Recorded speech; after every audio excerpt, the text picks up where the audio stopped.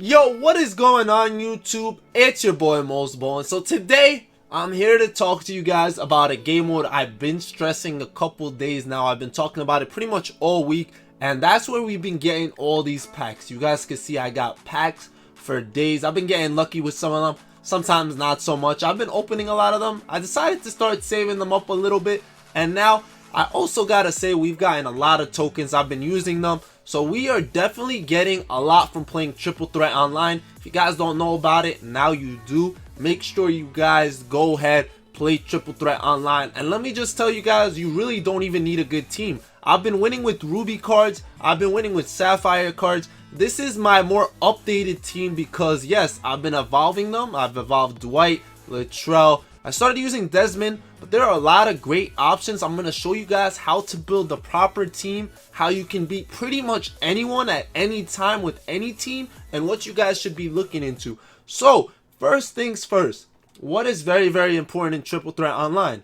Scoring. You need to be able to score 21 points, but you need to score it faster than your other opponent. So a good thing is defense. So how do we defend and score? Now, obviously, all this sounds so silly, right? Scoring, defense, like, obviously, yeah, Mo, you gotta score, you gotta defend. Like, that's common sense. But what I mean by this is you want 3 guys that are able to defend every position, or at least somewhat. Like, right now, I have Latrell Sprewell, who's what, 6'5", 6'6". Desmond Mason's probably around the same, somewhat like that. They're both athletic, can shoot. And then I'm using Dwight Howard as my center, a guy that could rebound, block shots. Now, most people, I repeat, most people, when they see you using a center that's not good at shooting, they will off-ball in the paint. So keep that in mind. So most people don't use centers that don't know how to shoot. So using a stretch big is definitely a move. A lot of people do that. There are some great stretch bigs. Even guys like Karl Anthony Towns, Rick Smith, you have a lot of options. You don't even need a big hypothetically. There are great ones though, like I said, Channing Frye, Kevin Garnett, guys that can still shoot. Dirk, you have LaFrance obviously, but you can use 3 small forwards that are long. You can use guys like even like a Steven Jackson. I don't know if this card is good. I could use Hito, Morris, Peterson, and just have 3 small forwards. Jonathan Isaac, Giannis, Kawhi, Jerome Kersey if you have a good one. You got Ben Simmons can't shoot, so that wouldn't make sense. Use shooters or guys that you really can rely on so you don't get off-balled. Me personally, I don't mind getting off-balled. I will add another shooter that I rely on though, so we'll use Hito here. And then one thing I do want to say, something that's really been helping me out a lot, is taking off the shot meter. Since shot meter does increase your window of greening shots, it's been very helpful for me in this.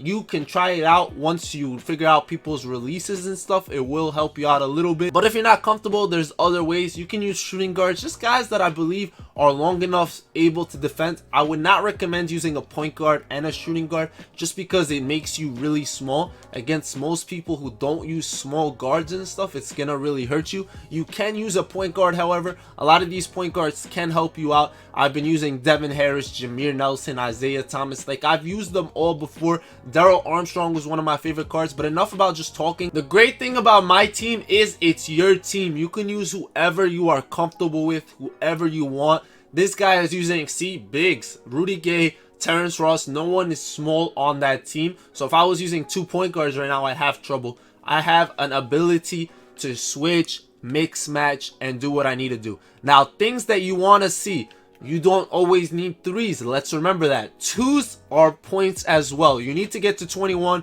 So stopping your opponent is more important. I take 2s and just defend. Now, what's the best way to defend? L2 keeps your head straight. Obviously, all this stuff is like pretty self-explanatory, but I know a lot of people just did get this game. So I'm kind of just talking in general right now. I'm going to teach you guys things you probably didn't know. He's not even playing defense. I don't know what is going on right now, but we'll take that any day. No shot meter really has been helping me out, so I'm just gonna repeat that. As I was saying, I'm making this video on how to win, right? I'll probably win 90 to 95% of my games in Triple Threat Online. I'd say close to 95, but somewhere over 90 for sure. I definitely win majority of my games, but I'm about to lose now since I'm talking to you guys and making a video on winning. Terrence Ross is definitely blowing us out right now. But like I said, it's not 1st to 12, it's 1st to 21, so we still got time. So main reason Terrence Ross has been blowing me out is because I am pressing L2.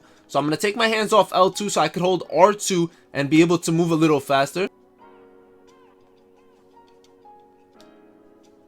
Come on, maybe. Come on, we still in this. This game changed the moment he flopped on us. The moment he flopped on us, it was game over. Just remember that. So like I said, it's not the first to score 20. It's the first to score 21. We got 22, and that's why we won. So real quick, just know you can quit at it games after the game is over. It speeds up the process a little bit. You'll still get the MT. Now we're going to actually talk a little more about what you're supposed to do in the game, as opposed to me try-harding there and trying my hardest to win that game. So now this game, I'm going to break down the best ways to score. Your best offensive methods, whether you're playing on ball, off ball, whatever the case may be. I'm going to not worry about the game. I'm just going to worry about talking to you guys because it's kind of hard and difficult to do both. So depending on if you're getting on-balled or off-balled, you're going to have a different offense. If you're getting off-balled, it's going to be a lot of pick and rolls, pick and feeds, and all that, trying to get your guy open. And you're going to be able to do that with ease because they're off-balling you, so the CPU doesn't react to pick and rolls that well. If you are getting on-ball, there are a lot of things you can do. So it really just depends on the game. I just want to let you guys know that there are plays in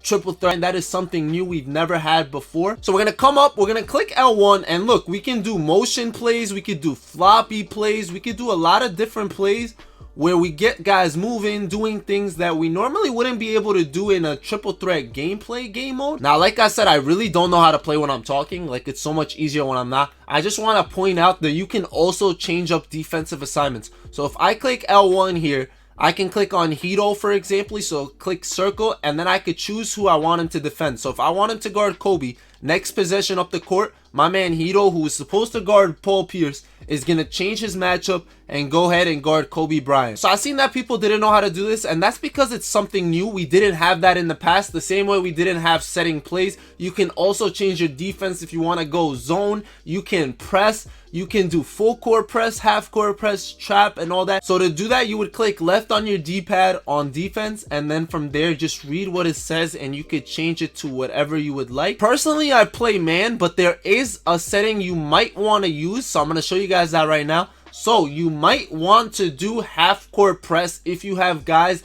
that are able to shoot threes really well. That defense leads to a lot of blow-bys, but it'll help you be able to defend the three-point line a lot better if some guy is shooting a lot of transition threes. So just be careful on that aspect. It would be extremely hard to run a zone or anything like that in pretty much triple threat, so you wouldn't do that.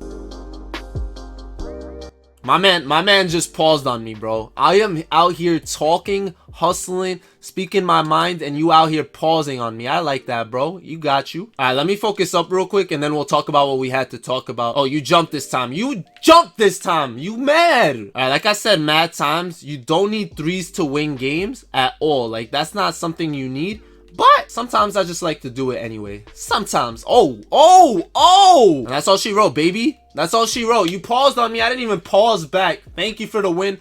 All I care about is scoring 21 first. All right, this is the game I'm going to need an offense. We're playing against Luka, LaFrance, Buddy Hield. Should be fun. First things first, which is nice blow-bys, right? Nice blow-bys. I hold down triangle. It makes my player cut. So your big man should be able to cut whenever I hold down triangle. It will automatically pass it to him as well. Defensively, you try to stay as high up as you can. Like I said, the good thing of having guys that can defend multiple positions is I can switch on screens. I'm able to control it and not lose out on any mismatches. Now, offensively, you don't want to be caught trying to put up a lot of threes. That's definitely not what you're trying to do, because that usually leads to forcing shots. Taking a lot of bad shots. Don't take any bad shots. And we're seeing right now that he's actually off-balling. Against off-ball, that's the best thing in the world. I'm going to show you guys why in a second. It's too late now, so we got to shoot. I'm going to shoot that. But I'll show you guys next possession. We hit that. Let's get it. I tend to like playing against off-ballers for a reason. It really makes it very easy for me to call the cut play. And all you got to do for that is really hold down triangle or Y, and they cut to the basket easily. Now, something really important we didn't talk about is takeovers. Getting a takeover in triple threat is pretty much a guaranteed point, like guaranteed bucket. It's going to be really hard to stop somebody once he gets takeover. In triple threat, if you get takeover, you're pretty much winning the game. I'm just saying. Now, it doesn't really matter what the takeover is. You'll see here that my boy Dwight got his takeover for rebounding, but that rebounding takeover will still change this game, as I'll show you right now. It puts me in a position to know where every shot is going, and that gives me the upper hands for sure. Just being in that position where I know which way to go, if I have to crash, if I don't, gives you the upper hand. So right here, I switch to Dwight. I know where the ball is going, and that just is something that I gotta use to my advantage. I'll shoot extra shots because I know where the ball is going, and it just helps me out in the long run. Now, why are we talking about takeover? And that's because you can actually force feed a takeover. I talked about this last year, but it's a thing this year as well, obviously. So you can force feed a takeover. So on defense, if I click L1, it shows me the circular,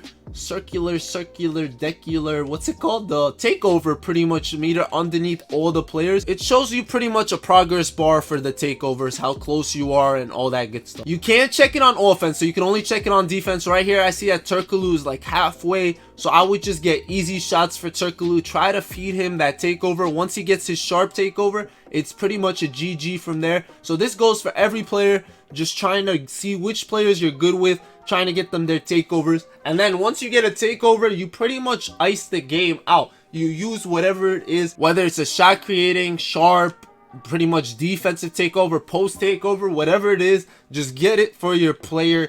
And from there, it's pretty much a good game. You guys see pretty much this game, since he was off-balling me with LaFrance, pretty much guarding my center, all I pretty much really did was one thing, which was get Dwight his takeover by letting him cut to the rim. He was dunking it, he got his rebounding takeover pretty fast, and it was easy from there. And that's how you put yourself in position to get a lot of MT tokens and prizes from the board. So what did we go over today? We talked about the different settings you can change to, right? You can change settings, you could change how you defend. Woo! We just blocked the alley, baby. All right, so best way to block alleys is to try to steal the alley. You click square instead of triangle. That way they actually try to catch the ball in the air. It's a little different. If you feel like you cannot, depending on the player, sometimes I jump. Now let's not forget the things I talked to you guys about. You want players that are very versatile. That is very, very important. So when you pick your 3 players, they don't have to be expensive players. A guy like Ja Morant, Kobe White, all those can be your one guard, whatever, right? You can use Spreewell like me. You can use guys at the one like Marbury, just different guys. Just make sure your second guy is a little taller.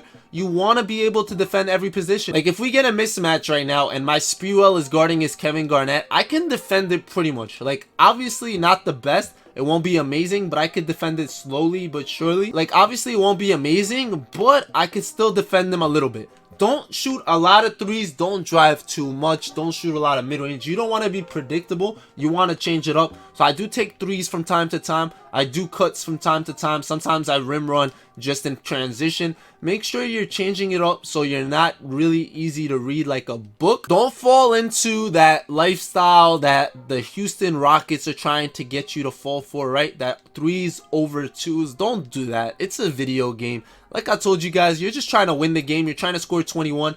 Twos are very, very effective. Let's keep that in mind. Threes are good too when you're wide open. Make sure you take them. Like I said earlier, I will link why having no shot meter does help. And remember, that's just if you know the guy's release. It's not really going to help you otherwise. But I run to the rim if the guy's not ready. That's all me. And pretty much how this game works is, let's see who gets more stops. I'm getting off-balled. Like I told you guys, Dwight gets off-balled a lot for me, and that's when I utilize the cut. He gets off-balled a lot, and it doesn't hurt me at all because he blocks a lot of shots. He gets a lot of rebounds, so it doesn't hurt me. It benefits me because if you off-ball, I get that free cut, free basket. And this is without me calling pick and rolls. I could honestly just call a pick and roll and make him have to defend me. A lot of guys still won't. But if they do, that's when I could still catch him on the cut, or I could catch him doing some other thing. Just me missing and him being more open down there. Like all those little things do help out. Keep playing off ball. I'm gonna take the midi right there all day. And yeah, just remember, the game's not over till 21. So there's so many games where I make crazy comebacks in this.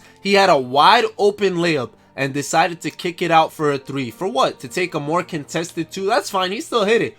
But he still had it the first time and he should have took it. Oof, I didn't cancel my cut there. I meant to cancel it right there, but it didn't let me. He's gonna shoot a 3 right there and he hit it. See, me, I just fell for my own stuff, right? I was just talking about how the game's not over till you score 21, and here we are having a real ball game when the game should have been over. Make you defend, bro. I'm gonna make you defend. You want to off ball, man? That's crazy right there. Hit that. If you hit that, that's game. If you don't, you're losing this game 100%.